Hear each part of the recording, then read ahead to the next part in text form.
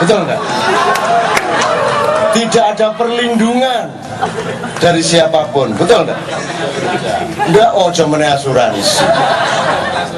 Sudahlah, apa aja berani kita. Yang bahaya kita berani naik menara. Enggak pakai sabuk, enggak pakai astronot itu. Iya toh? Sendal jepit lagi naiknya. Rokokan.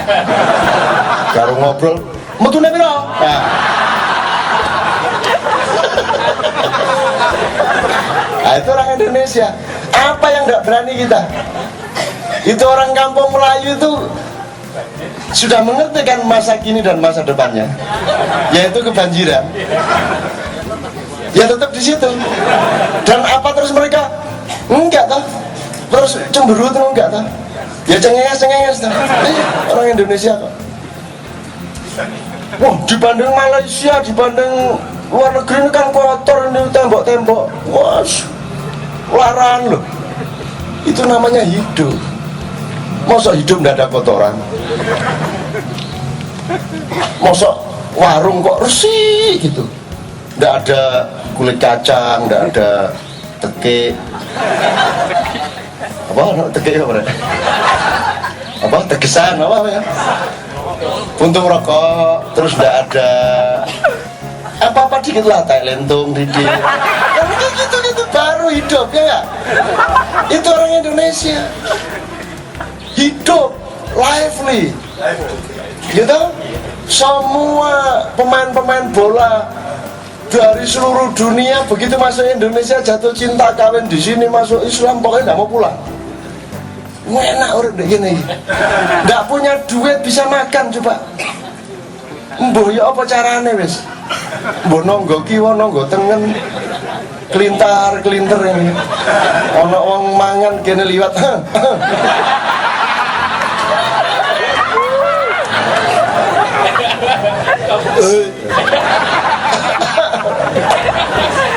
Utawa nek wis watuk-watuk kok gak ditawan-tawani apa-apa kesandung. Waduh! Kesandung. Wah, tiba. Terus wonge melayu ada apa? Waduh ndak kesandung ini, aduh. Maklum sih lapar sih ya gitu.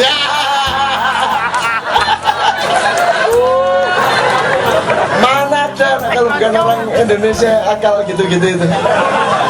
Akale ono ngakali pinter. Siasat luar biasa, politiknya pinter dan tidak karu-karuan. Cuman karena kita ini tahu banyak tentang banyak hal dan bisa banyak mengenai banyak hal, maka kita kehilangan fokus. Kita tidak menentu yang kita kerjakan. Sementara orang yang tahunya hanya jual kacang, dia serius jual kacang sampai jadi konglomerat kacang. Kita kacang ya pinter, kapur barus ya pinter, nyopet ya pinter, akhirnya gak jelas penggaweannya, akhirnya ngunang-ngunung terus sampai mati. Itulah kita. Jadi yang saya maksud, apa terbangmu wahai burung? Tentukan sekarang. Apa cita-cita?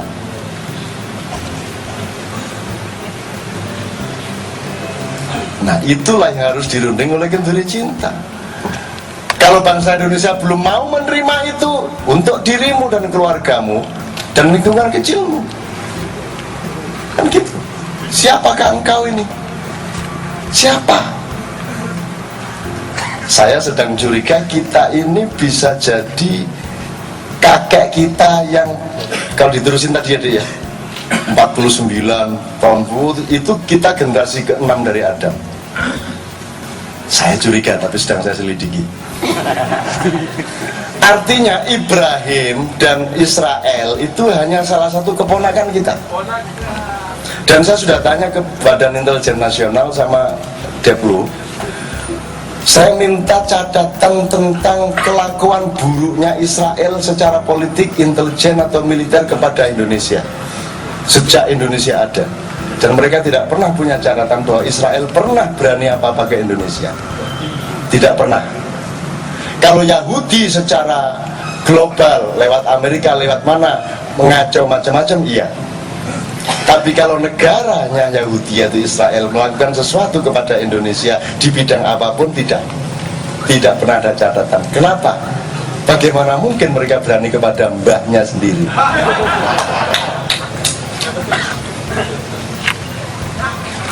Loh kok mbahnya? Sekarang saya tanya, kamu kan suka mengutuk orang Yahudi.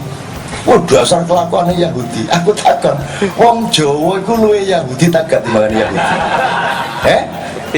Mbah Yahudi. Lo wis jelas gak tahu makili rakyat, gak jelas tugasnya jek njaluk tambahan bayaran lah wis. Sing njaluk laptop, sing njaluk iki. Kok Yahudi nemen nih. Maka Hitler jadi Hitler itu karena kelakuan kayak begitu itu. Ini usulnya Deutsche über alles, ultranasionalisme Arya Jerman. Iki ndolek bathi wong-wong iku. Maklarane. Penggaweane muangkel Hitler. Tangkap. Suwe-suwe di camp sampai bikin toa itu. Untuk supaya suaranya bisa menjangkau seluruh tawanan-tawanan itu. Gitu kan? Wah, akhirnya dibunuh sampai 1 juta lebih. Gitu loh. Lah kita ini mau bunuh 65% dari bangsa Indonesia, orang Yahudi ini sama kayak. Nah, saya sekali lagi endingnya ini bukan etnisisme Jawa, bukan etnosentrisme Jawa dalam arti konstelasi Indonesia sekarang. Saya cuma ngajak Anda ke tempat asal usul sana. Sebab salah satu indikatornya ada pada sejumlah orang Jawa, ada suku-suku yang lain.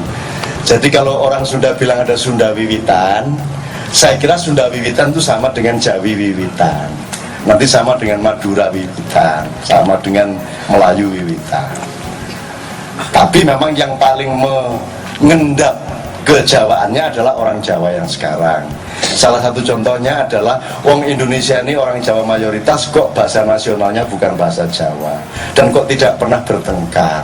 Ketika dulu menentukan bahasa nasionalnya, kok tidak pernah ada wacana, bahkan tidak pernah ada yang membantah bahwa bahasa Melayu dijadikan bahasa nasional. Mestinya kan itu kan cuma orang Jakarta yang punya bahasa Melayu karena perdagangan. Tapi kan orang di Jogja, orang di mana-mana kan enggak. Kenapa kok orang Jawa segitu banyak tidak membantah bahwa bukan bahasa Jawa yang dijadikan bahasa nasional? Kenapa? Kenapa? Apakah karena orang Jawa itu kalah? Nek jare wong Jawa, mergo wong Jawa iku Jawa wonge. Jawa itu artinya suka ngasih, ngalah, dan salah satu watak peradaban Jawa adalah mangku. Mangku. Jadi huruf Jawa itu kalau dipangku mati. Maka orang Jawa memilih memangku daripada dipangku. Makanya Gus Dur dulu mangku itu karena itu. Itu mangku. Nah buktinya sekarang bahasa Indonesia sangat disifati bahasa Jawa. Kalau ada lagu yang bagus, baik, bahasa Indonesia tidak cukup di televisi, di infotainment. Ini albumnya betul-betul mengandung lagu-lagu yang apik, ya. Kalau sudah dibilang apik baru tinggi nih. Ini lagu-lagunya yang anyar, gitu kan? Kalau dibilang lagu baru nggak lega, anyar atau grass, betul enggak?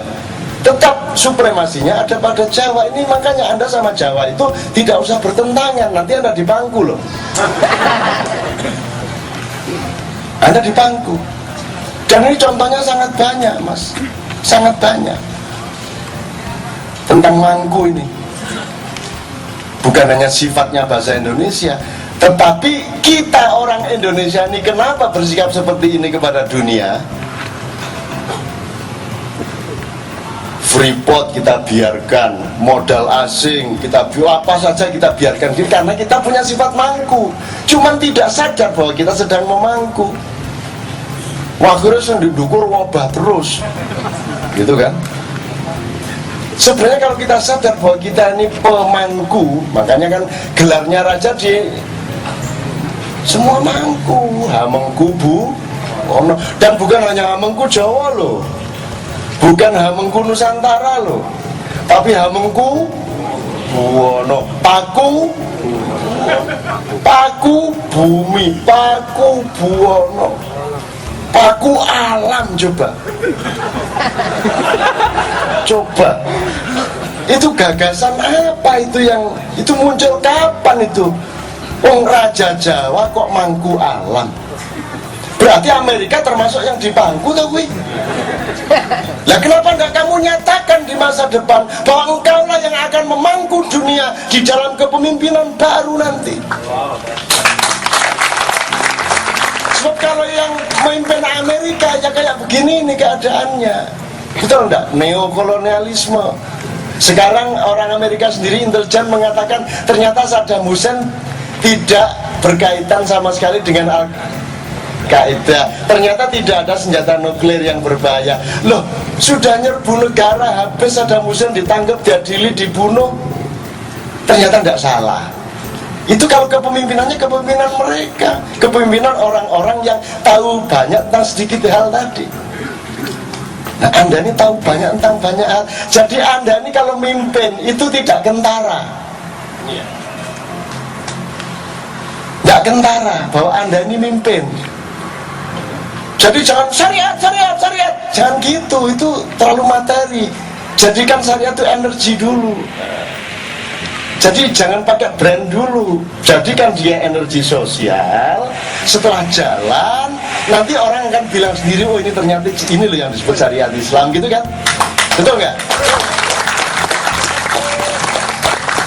Saya setuju sama syariat, tapi kalau kamu teriak-teriak pada level materi terus, nanti orang pada trauma, orang pada lari sebelum tercapai apa-apa. Jadikan dia energi sosial, praktekkan di kalanganmu sendiri, baiklah sama semua orang, tunjukkan kearifan, cinta, dan kehebatanmu kepada semua orang, nanti orang akan menerimanya. Dan orang yang akan mengatakan, loh ya ini loh yang sebenarnya yang disebut syariat, biarkan orang lain.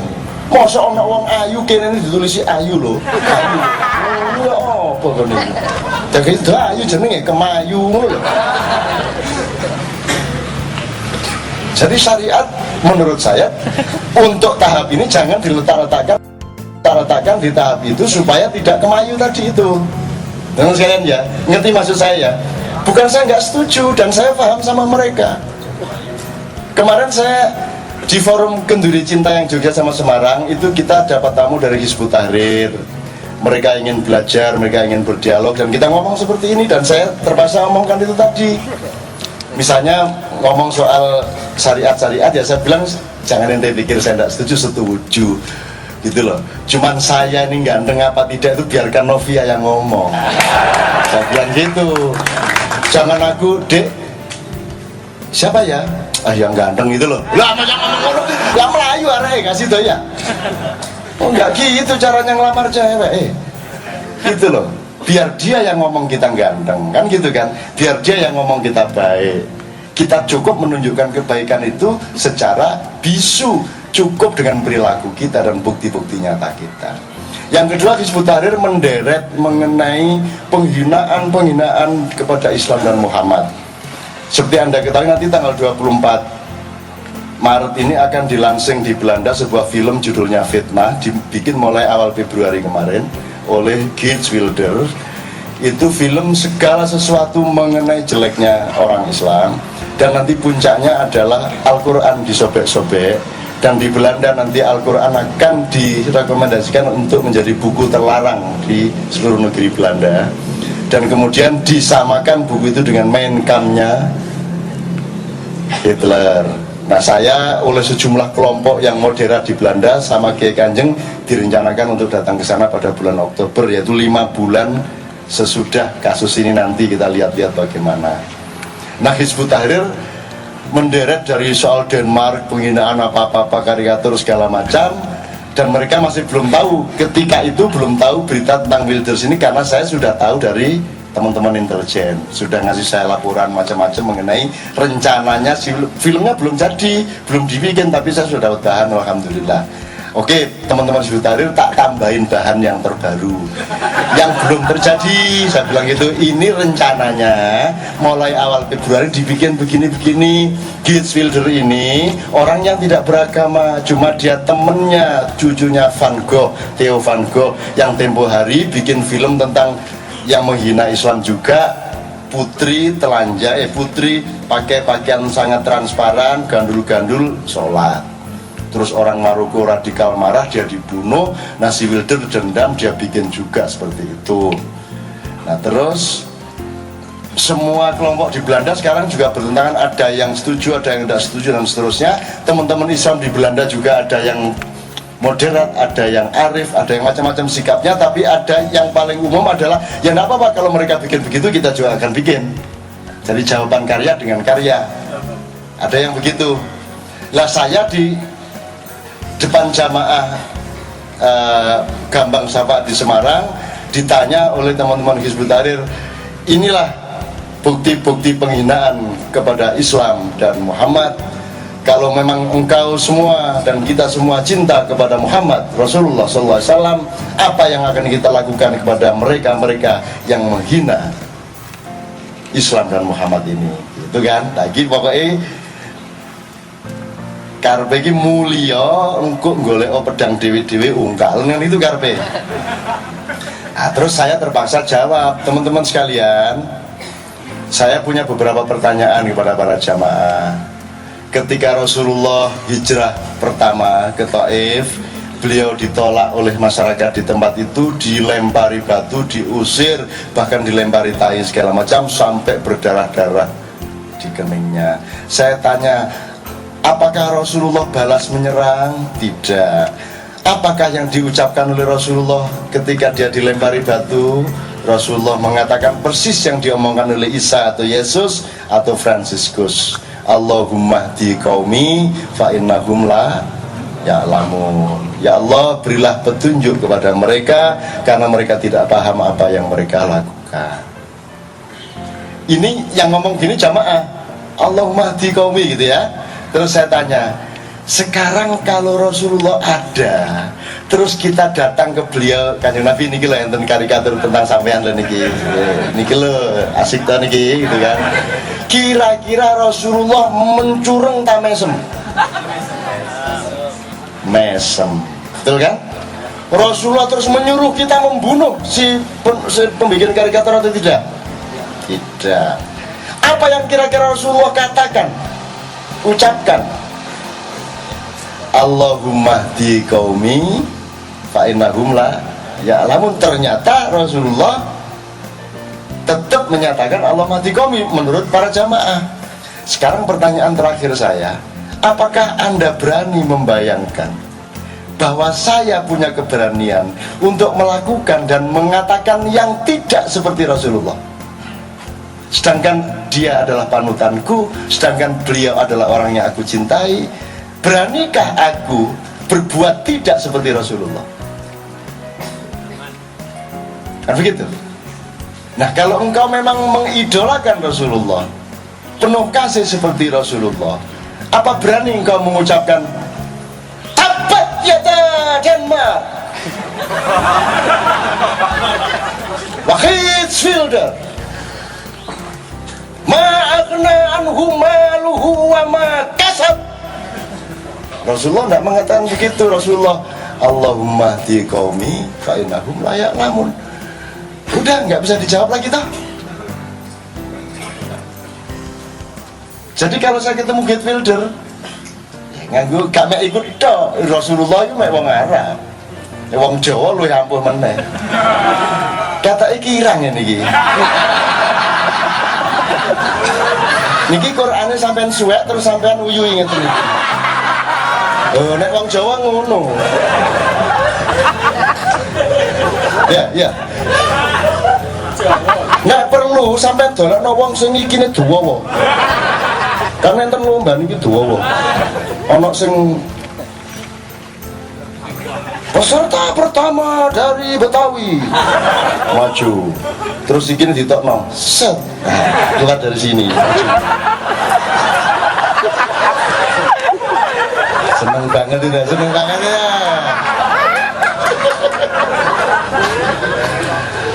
Peserta yang kedua dari Madura.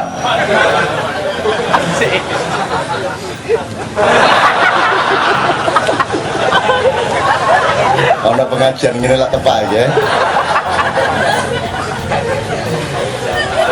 Ketiga dari Ngayu Jakarta Hadiningrat. Terus dibuka. Kata penonton kok, gitu kan? Lu kok cuma dari sini? Dibuka, ternyata tuh.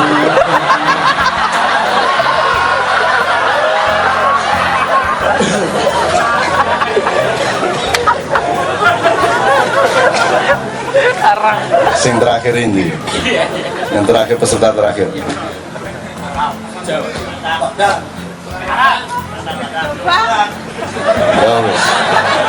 Nah ini yang ide untuk Girit Wildono.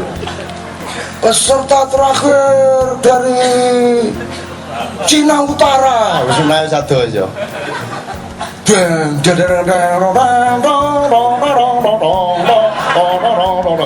Lagu ternyata wis tuwek ini.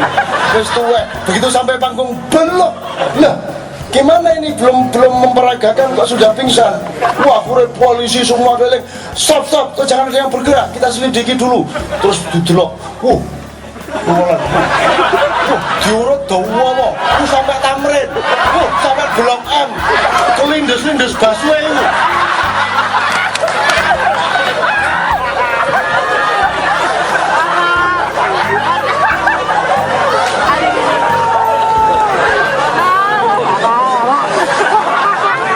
Di wiritannya yang pertama la ilaha illa anta, la ilaha illa ana, la ilaha illa anta, la ilaha illa ana, la ilaha anta. Terus suwe-suwe diri kita hilang, la ilaha illa ana, la ilaha illa ana, la ilaha illa ana, la ilaha illa ana, gitu ya. Akhirnya yang ada cuma aku, dan akunya itu aku Allah, bukan lagi aku Ainun, karena Ainun itu pada dasarnya tidak ada. Itu sebuah proses kesadaran, bukan teologi, bukan aliran sesat. Terus kok go aku Allah lho rek. Lu gak kan Allah ini. Nah itu baru aliran sesat. Belajarlah kepada Ibrahim, tahap Musa, tahap Isa, baru manajer direkturnya namanya Muhammad. Kapan Allah di via ketiga, kapan Allah via kedua, kapan Allah via pertama. Nah, ini teman-teman sekalian, mudah-mudahan dari sini Anda semua bisa mulai membongkar pikiran Anda, dan Anda mencari dirimu, kemudian Anda mulai memiliki cita-cita yang akan lebih besar, yang akan lebih serius untuk karena Anda sekarang mulai mengetahui bahwa Anda ini orang tidak main-main. Hacker nomor satu dari mana? Sing ahli komputer. Jogja kok? Jogja. Wah, stop menara arah. Winter, dan dia juga seorang pelaku pertanian. Loh, ada sekaligus ahli komputer, sekaligus ahli pertanian. Lalu itu angin lah, kayak Om Jawa ya. Itu angin kalau nggak kita tahu banyak tentang banyak hal. Maka mari kita cari fokus. Maka Anda pulang nanti cari fokus Anda masing-masing. Anda punya banyak kemampuan, tapi yang mana primer? Tentukan dan jalankan, dan jangan tunggu pemerintah. Saya ingin katakan pada Anda yang terakhir, bahwa tidak mungkin harga pangan turun, tidak mungkin harga minyak turun. Dalam waktu 5 bulan ke depan ini bisa memuncak naiknya.